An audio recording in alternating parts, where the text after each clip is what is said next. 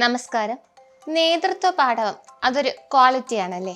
എല്ലാവർക്കും ആ ക്വാളിറ്റി കാണണമെന്നില്ല. എൻ്റെ അഭിപ്രായത്തിൽ ആ ക്വാളിറ്റി ഡെവലപ്പ് ചെയ്ത് എടുക്കണം. ആ ക്വാളിറ്റി ഉള്ളത് കൊണ്ട് നല്ലത് മാത്രമേ ഉള്ളൂ. ഇത് ഈ കഥയിലൂടെ നമുക്ക് കേൾക്കാം. ഒരു ദിവസം ജഗ്ഗു മാമ്പഴം പറിക്കാൻ വന്നു.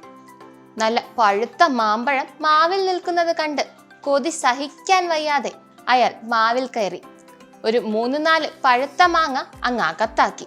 ഒരു 4-5 എണ്ണം പറിച്ചു കൊണ്ടുവന്ന സഞ്ചിയിലും വെച്ചു. താഴോട്ടിറങ്ങാൻ നോക്കിയപ്പോൾ അയാൾ ഇരുന്ന കൊമ്പൊടിഞ്ഞു. പെട്ടെന്ന് തന്നെ വേറൊരു കൊമ്പിൽ പിടിച്ചതുകൊണ്ട് മാവിൽ തൂങ്ങിക്കിടക്കുന്ന അവസ്ഥയിലായി. അയ്യോ, രക്ഷിക്കണേ, രക്ഷിക്കണേ!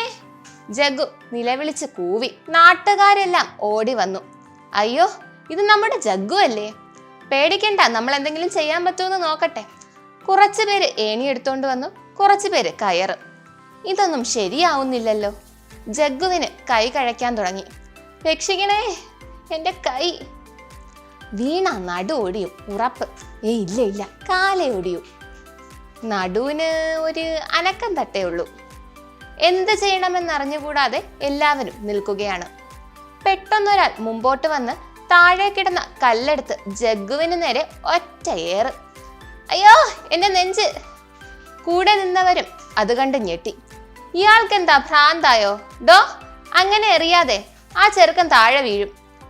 എനിക്ക് വയ്യേ! ജഗ്ഗു നിലവിളിച്ചു. അയാൾ ആര് പറഞ്ഞതും കേട്ടില്ല. വീണ്ടും ശക്തമായി തന്നെ അയാൾ കല്ലുകൾ പറക്കിയെറിഞ്ഞു. അയ്യോ, ഡോ! ജഗ്ഗുവിന് കലി കയറി. ഞാനങ്ങോട്ട് വന്നാലുണ്ടല്ലോ തന്നെ അന്ത്യം. അയാള് അത് വകവെച്ചില്ല. വീണ്ടും കല്ലുകൾ വാരിപ്പറക്കി ശക്തമായി തന്നെ എറിഞ്ഞു. ജഗ്ഗുവിന് സഹിക്കാൻ കഴിഞ്ഞില്ല. എടാ പൊട്ടാ, ഞാൻ ദാ വരുന്നു. ഒരു കൈവിട്ട് വേറൊരു മരക്കൊമ്പിൽ പിടിച്ച്, അത് കഴിഞ്ഞ് പതുക്കെ വേറൊന്നിൽ പിടിച്ച്, അങ്ങനെ പതുക്കെ പതുക്കെ മാവിന്റെ താഴെ ഇറങ്ങി. എവിടെ അവൻ? എന്നെ കൊല്ലാൻ നോക്കിയവൻ! ജഗ്ഗു ആൾക്കൂട്ടത്തിൽ അയാളെ തിരഞ്ഞു. അയാളുടെ പൊടി പോലും ആരും കണ്ടില്ല. ബുദ്ധിമാൻ, അയാള് രക്ഷപ്പെട്ടു. നീ വരുന്നതിന് മുമ്പ് അയാൾ മുങ്ങി, ആൾക്കാര് പറഞ്ഞു. എങ്കിൽ ഞാൻ അവന്റെ വീട്ടിൽ പോയി അടിക്കും, ജഗ്ഗു പറഞ്ഞു. എടാ, അയാള് യഥാർത്ഥത്തിൽ നിന്നെ രക്ഷിക്കുകയല്ലേ ചെയ്തത്? അല്ലായിരുന്നെങ്കിൽ നീ ഇപ്പോഴും ആ മാവിൽ തൂങ്ങി അയ്യോ രക്ഷിക്കണേ എന്ന് പറഞ്ഞ് കിടന്നേനെ. അവന്റെ ഒരു കാര്യം, സ്വന്തമായിട്ട് ചെയ്യാവുന്ന കാര്യത്തിന് കിടന്നു കൂവി. അപ്പോഴാണ് ജഗ്ഗുവിനും അക്കാര്യം മനസ്സിലായത്. അവനും അത് ശരിവെച്ചു. ആ മനുഷ്യന്റെ ബുദ്ധി കാരണം ജഗ്ഗുവിന്റെ നേതൃത്വ പാടവം ഉണർന്നു.